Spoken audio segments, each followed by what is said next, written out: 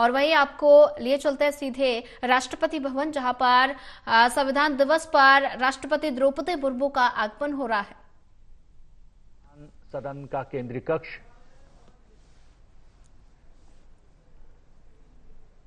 ये वही केंद्रीय कक्ष है जो संविधान निर्माण का भागीदार रहा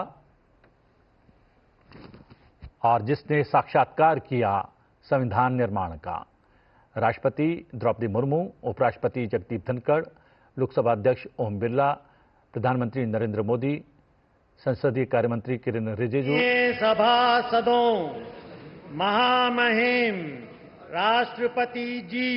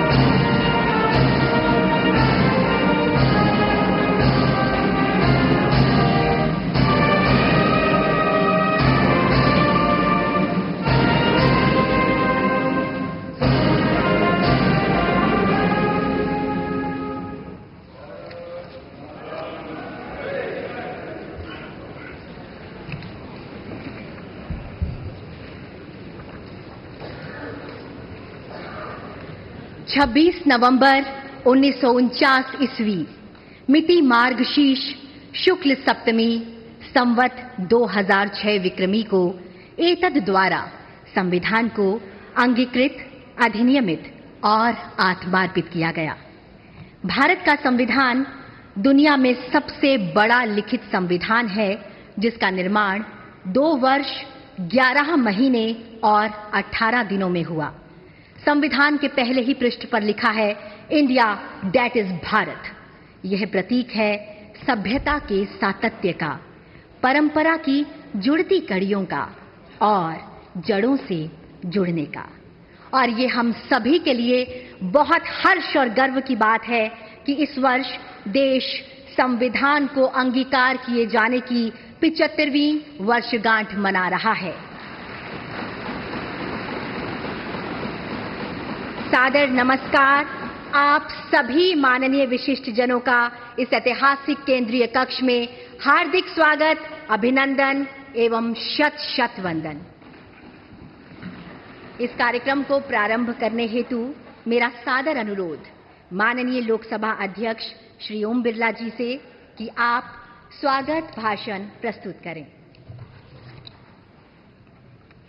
संविधान सदन में आयोजित इस ऐतिहासिक संविधान दिवस कार्यक्रम में माननीय राष्ट्रपति जी, माननीय उपराष्ट्रपति जी, माननीय प्रधानमंत्री जी, सभी राजनीतिक दलों के नेतागण, माननीय सदस्यगण, आज संविधान दिवस उत्सव मनाने करोड़ों भारतीय वासियों का मैं हार्दिक स्वागत करता हूं, अभिनंदन करता हूं।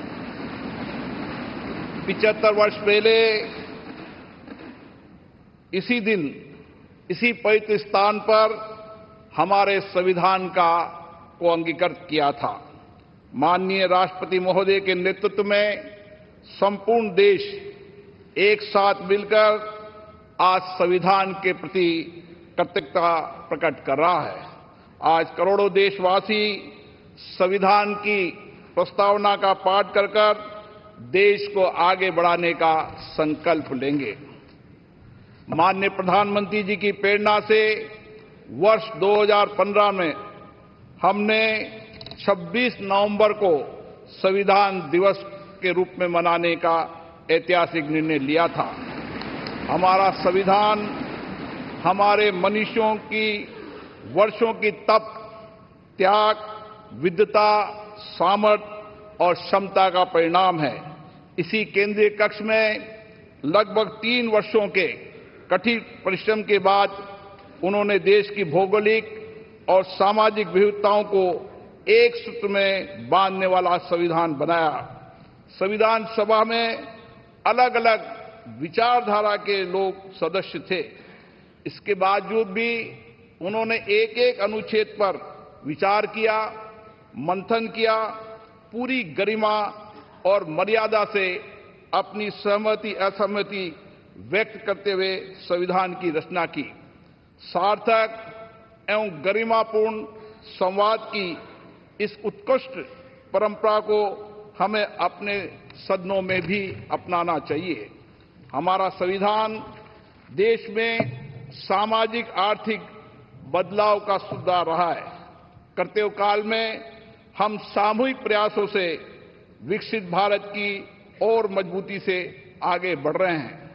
इन 75 वर्षों में हमारी संसद के माध्यम से आम जनता के जीवन में सामाजिक आर्थिक परिवर्तन लाए गए हैं, जिससे लोकतंत्र में जनता की आस्था मजबूत हुई है।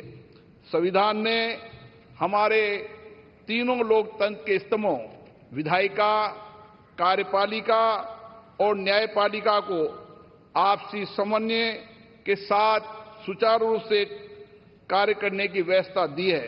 इन 75 वर्षों में इन तीनों अंगों ने श्रेष्ठता से कार्य करते हुए देश के समग्र विकास में अपनी भूमिका निभाई है। बाबा साहब अंबेडकर जी ने कहा था, हमारा संविधान एक ऐसा दस्तावेज होना चाहिए जो न केवल हमारे देश की स्वतंत्रता और समानता की रक्षा करे, बल्कि हमारे देश के लोगों को एक साथ लाने में भी मदद करे। हमें बाबा साहब अंबेडकर जी के इन्हीं शब्दों से हमारे महान संविधान निर्माताओं के भारतीय समाज के प्रति दृष्टिकोण को समझना चाहिए। हमारा संविधान वसुदेव कुटुंबकम यानी संपूर्ण विश्व एक परिवार है के सिद्धांत का अनुसरण करने की प्रेरणा देता है। संवैधानिक मूल्यों के प्रति हमारी गहरी प्रतिबद्धता है। विश्व पटल पर इसी कारण भारत की छवि बहुत मजबूत हुई है। मैं सभी माननीय सांसदों से आग्रह करूंगा कि वह अपने अपने क्षेत्रों में संविधान के अंगीकार होने के 75 वर्ष को जनता की सहभागिता के साथ एक उत्सव के रूप में मनाए, जिससे राष्ट्र प्रेम की भावना और अधिक सुदृढ़ हो। जय हिंद। धन्यवाद मान्यवर। माननीय विशिष्टगण, भारत दुनिया का सबसे बड़ा लोकतंत्र है और संविधान हमारा ग्रंथ है। आइए अब भारत के संविधान की महिमा पर आधारित एक फिल्म के माध्यम से जाने संविधान के निर्माण की इस ऐतिहासिक यात्रा और गौरवशाली सफर को।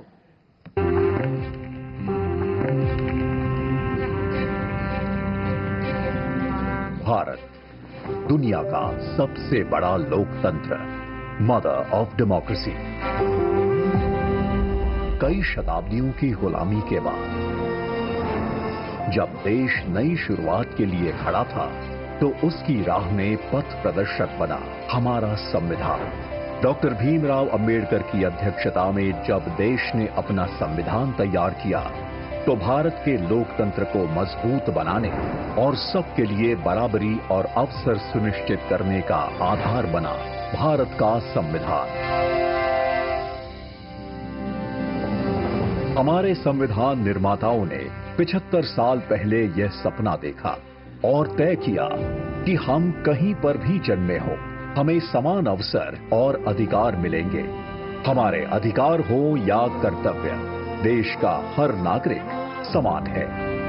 75 साल से व्यक्ति के स्वाभिमान और राष्ट्र की एकता की रक्षा करता आया है भारत का संविधान। आज भी हमारे लिए सबसे ऊपर और सबसे पवित्र ग्रंथ। हमारा संविधान अनुच्छेदों के संग्रह से बढ़कर हजारों वर्षों की सभ्यता और परंपराओं की आधुनिक अभिव्यक्ति भी है। स्वतंत्रता के समय जो भारत के लिए कहा जाता था कि ये देश टिक नहीं पाएगा, वह आज विश्व की 5वीं सबसे बड़ी अर्थव्यवस्था है और टॉप 3 इकोनॉमी में शामिल होने के लिए तेजी से बढ़ रहा है, तो उसका श्रेय संविधान के मूल्यों को जाता है। बीते 10 साल में लिए गए फैसलों, बनाई गई नीतियों और उठाए गए कदमों के मूल में संविधान की स्पिरिट रही है। हमारे संविधान के प्रेम्बल की शुरुआत में जो वी द पीपल लिखा है, ये सिर्फ 3 शब्द नहीं है। वी द पीपल एक आह्वान है, एक प्रतिज्ञा है, एक विश्वास है। आज के भारत का मंत्र सबका साथ, सबका विकास, सबका विश्वास, सबका प्रयास। ये संविधान की भावना का सबसे सशक्त प्रदर्शन है। संविधान के समानता के सिद्धांत के साथ आज बिना भेदभाव लाभार्थियों तक लाभ पहुंचता है। अंत्योदय के लक्ष्य के साथ वंचित वर्ग और पिछड़े प्रदेशों को हर योजना के केंद्र में रखा जाता है। महिलाओं के उद्यमी बनने में, कप्तान बनने में, ऊंची उड़ान लेने में देश उन्हें मदद पहुंचाता है। देश के प्रथम गांव से लेकर दूर दराज के गांवों तक पहुंच रही सड़कें, सामान, केबल्स और खुशियां संविधान के प्रति देश का समर्पण दिखाता है। विश्व का सबसे लंबा लिखित संविधान उस भारत का है जिसकी सुंदरता सीना चौड़ा कर देती है, जहां विभिन्न विचारों की सारी धाराएं एक ही सागर में मिलती हैं। एक भारत, श्रेष्ठ भारत की भावना के साथ आज पूरे भारत में एक संविधान है, जिसकी दिखाई दिशा पर चलकर हम बनाएंगे विकसित Bharat.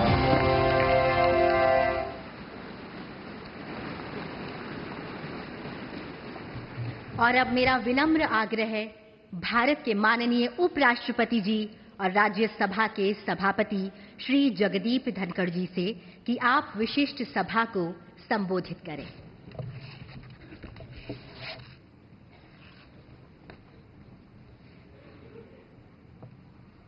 Honorable President,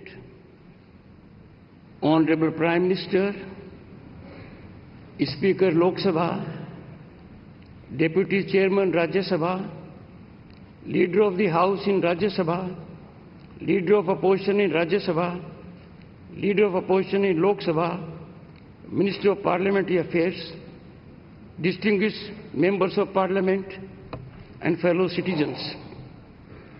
This momentous day marks a historic milestone as we celebrate 75 years since Bharat adopted its constitution, a remarkable achievement for the world's largest and most dynamic democracy. Our nation thrives with remarkable economic growth, robust infrastructure, widespread digital adoption, all getting international recognition and accolades. These achievements are vindication that our Constitution has effectively anchored Indian democracy. Honorable members, this is an occasion to reflect on our Constitution's core values and reaffirm our dedication to its guiding principles. This masterpiece is a tribute to the profound foresight and unwavering dedication of founding fathers of our Constitution, who for about 3 years shaped our nation's destiny, exemplifying decorum and dedication, navigating contentious and divisive issues with focus on consensus and understanding. Honorable members, in contemporaneous times, with decorum and discipline cliffhanging in parliamentary discourse, this day we need to resolve by reiterating pristine glory of our Constituent Assembly embellished functioning. Disturbance as a strategy threatens democratic institutions. Time to restore sanctity of our democratic temples through constructive dialogue, debate, and meaningful discussion to serve our people effectively. The Constitution's opening words, "We the people of India," carry deep meaning, establishing citizen as the ultimate authority, with Parliament serving as its voice. Preamble promises every citizen justice, liberty, equality, and fraternity. It is our North Star when it comes to fructifying people's aspirations and lighthouse in challenging and daunting situations. Honorable members, our Constitution assures fundamental rights and ordains fundamental duties. These define informed citizenship, reflecting Dr. Ambedkar's caution that internal conflicts, more than external threat, endanger democracy. Time for us to fully commit to our fundamental duties, protecting national sovereignty, fostering unity, prioritizing national interests, and safeguarding our environment. We must always put our nation first. We need to be on guard as never before. These commitments are crucial for achieving our vision of Viksit Bharat at 2047, a nation that exemplifies progress and inclusion. Honorable members, Nari Shakti Vandan Adhiniyam affords constitutional assurance to 1/3 women representation in Parliament and state legislatures, and showcases our constitutional adaptability to create a just and equitable society. This example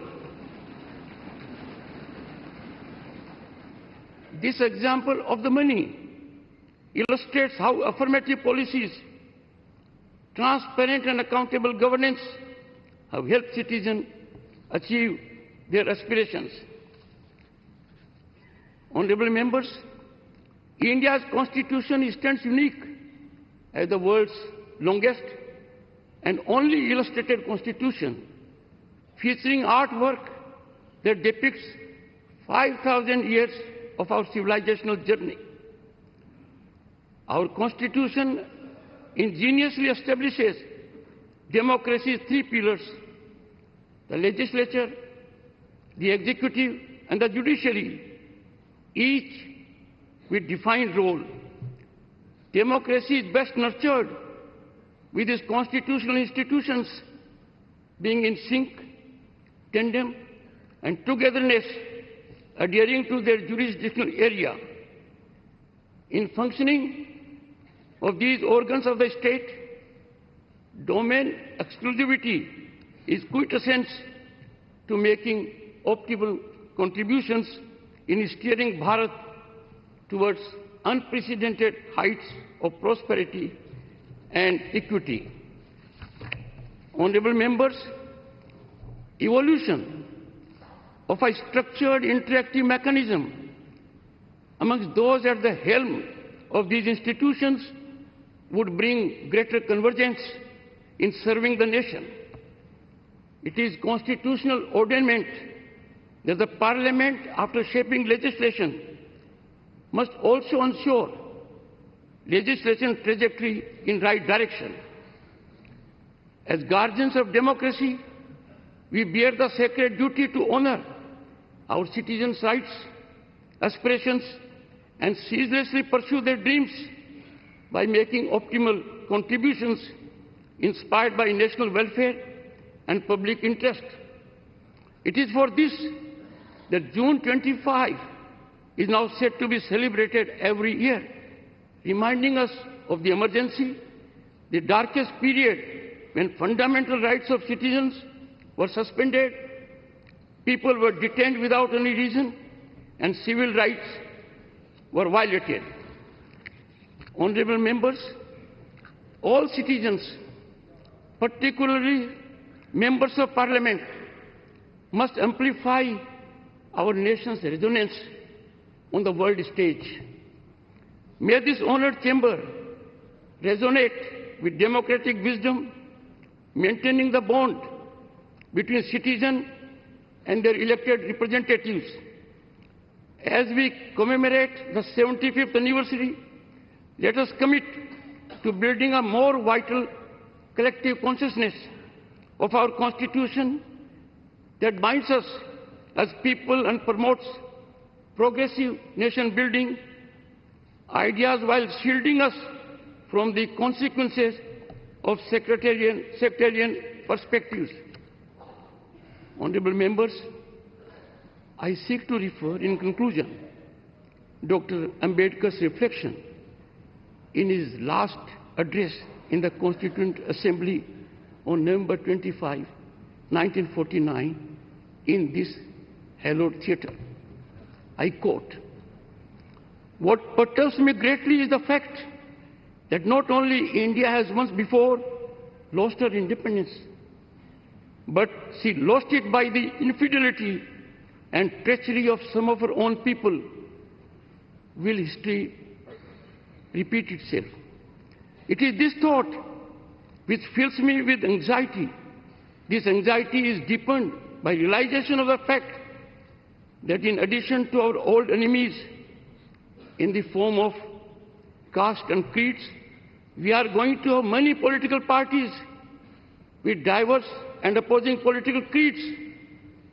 Will Indians place the country above their creed, or will they place creed above the country?"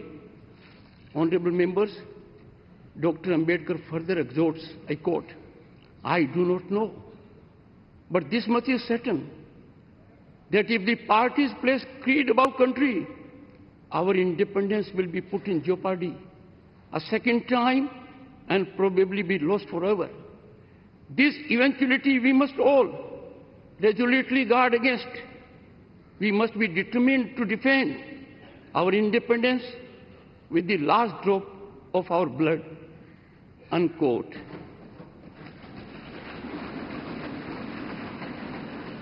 Honorable members, I too conclude on this note with appeal to heed wise counsel emanating from the father of the Indian Constitution.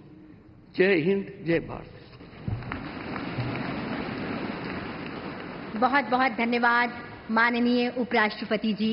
निश्चित रूप से आज का यह ऐतिहासिक दिन हमारे संविधान की महिमा और उसकी लोकतांत्रिक भावना का प्रतीक है। अब मेरा सादर अनुरोध माननीय राष्ट्रपति जी से कि इस शुभ अवसर पर आप एक विशेष स्मारक सिक्का इसका विमोचन करने की कृपा करें।